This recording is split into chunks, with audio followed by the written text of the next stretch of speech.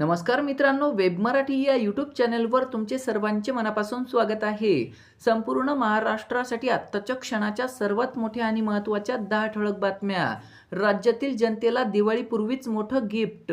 राज्य सरकारचे 4 मोठे निर्णय 7 ऑक्टोबर पासून लागू। त्यानंतर या महिलांना मिळणार 7,500 रुपये।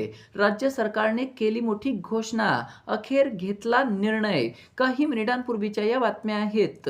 या संदर्भात सविस्तर माहिती या व्हिडिओत जाणून घेऊया। तत्पूर्वी तुम्ही वेब मराठी या यूट्यूब चॅनलवर नवीन असाल तर खाली दिलेल्या लाल रंगाच्या सबस्क्राइब बटनावर क्लिक करा आणि समोरील बेल आयकॉन क्लिक करा, जेणेकरून अशाच प्रकारचे नवनवीन आणि माहितीपूर्ण व्हिडिओ तुमच्यापर्यंत सर्वात आधी पोहोचतील।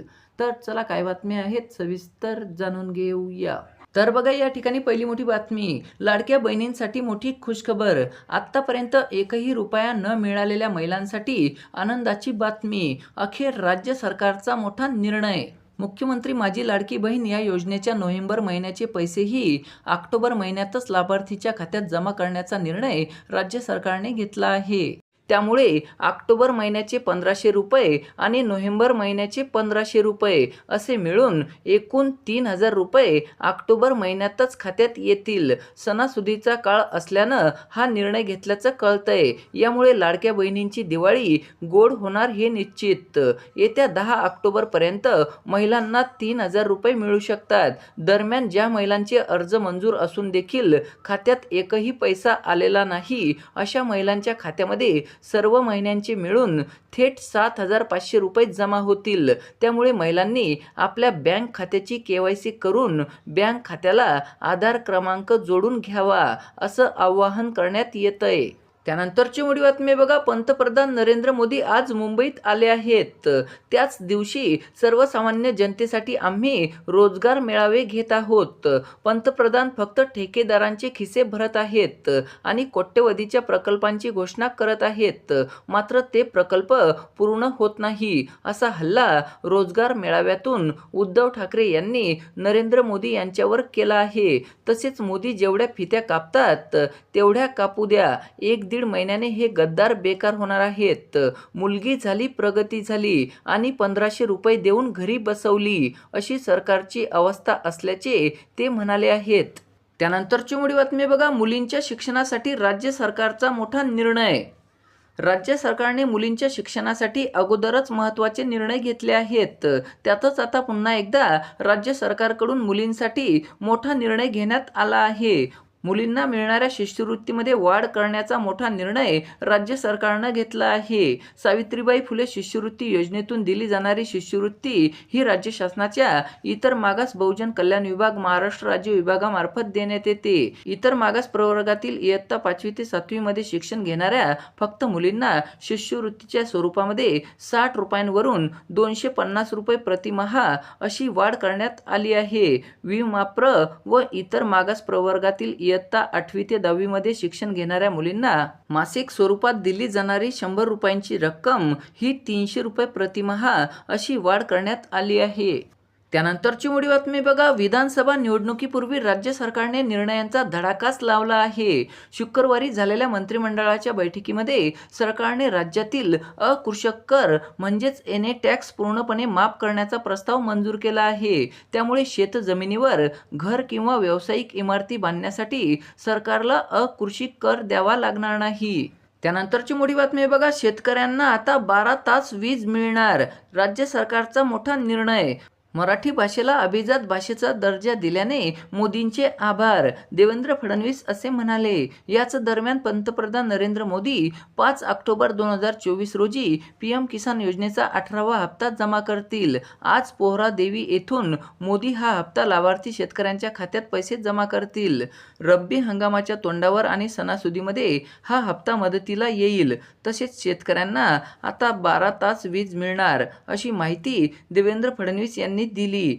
त्यानंतरची मोठी बातमी बघा, राज्य सरकारचा मोठा निर्णय। अहमदनगर जिल्हा आता अहिल्यानगर या नावाने ओळखला जाणार आहे। राज्य सरकारने अहमदनगर जिल्ह्याचे नाव अहिल्यानगर करण्याचे आश्वासन दिले होते।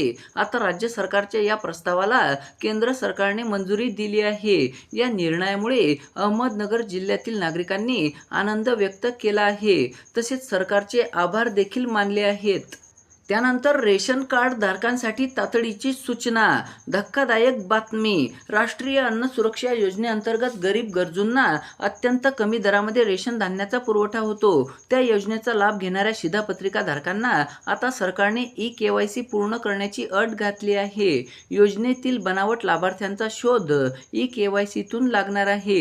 ही प्रक्रिया पूर्ण करण्यासाठी 31 ऑक्टोबरपर्यंत मुदत देण्यात आली असून ई-केवायसी न केलेल्यांचे धान्य 1 नोव्हेंबरपासून बंद होणार असून लाभधारकाचे नाव शिधापत्रिकेतून वगळण्यात येणार आहे. त्यानंतर MPSCच्या विद्यार्थ्यांसाठी आनंदाची बातमी. शासन सेवेतील गट ब आणि क पदासाठीची जाहिरात पुढच्या आठवड्यातच काढण्यात येणार आहे. याबाबतची माहिती खुद्द राज्याचे उपमुख्यमंत्री तथा गृहमंत्री देवेंद्र फडणवीस यांनी दिली आहे. फडणवीसांनी दिलेल्या या माहितीमुळे MPSCच्या विद्यार्थ्यांना मोठा दिलासा मिळाला आहे. त्यानंतरची मोठी बातमी बघा. मुख्यमंत्री एकनाथ शिंदे यांच्या अध्यक्षतेखाली शुक्रवारी राज्य सरकारच्या मंत्रिमंडळाची बैठक झाली. या बैठकीमध्ये विविध महत्त्वाचे निर्णय घेण्यात आले आहेत.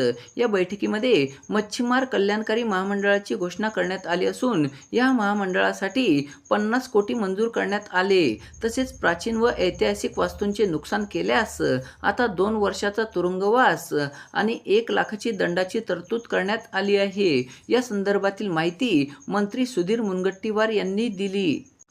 त्यानंतरची मोठी बातमी बघा. कोकणातील रत्नागिरी जिल्ह्यातील रत्नागिरी तालुक्यामध्ये MIDC क्षेत्रामध्ये 2 प्रमुख प्रकल्पांसाठी मंत्रिमंडळाच्या उपसमितीने आज मंजुरी दिली आहे. या प्रकल्पांमुळे कोकणामध्ये 29,550 कोटींची गुंतवणूक होणार आहे. या गुंतवणुकीतून कोकणामध्ये 38,000 नोकऱ्यांची निर्मिती होणार आहे. राज्याचे उद्योगमंत्री उदय सामंत यांनी ही माहिती दिली. त्यानंतरची मोठी बातमी बघा. अजित पवार मोठा निर्णय घेण्याच्या तयारीत. आगामी विधानसभा निवडणुकीच्या पार्श्वभूमीवर महायुतीत जागा वाटपावरून नाराजी असल्याचे चित्र आहे. अनेक जागांवरून तिन्ही पक्ष अडून बसले आहेत. त्यातच आता मागितलेल्या जागा मिळाल्या नाहीत तर अजित पवार वेगळी वाट धरण्याच्या तयारीत असल्याची माहिती मिळत आहे.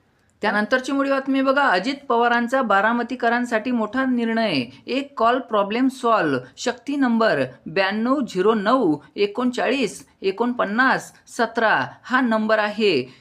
तक्रारीसाठीचा नंबर आहे. फक्त बारामतीकरांसाठी आहे. यावर 24 तास सेवा राहील. या नंबरवर तक्रार केल्यास कार्यवाही केली जाईल. तुमचे नाव गोपनीय ठेवले जाणार आहे. पथकाचा नंबर आम्ही शाळा, कॉलेज, हॉस्पिटल आणि कंपन्यांच्या ठिकाणी लावणार आहोत.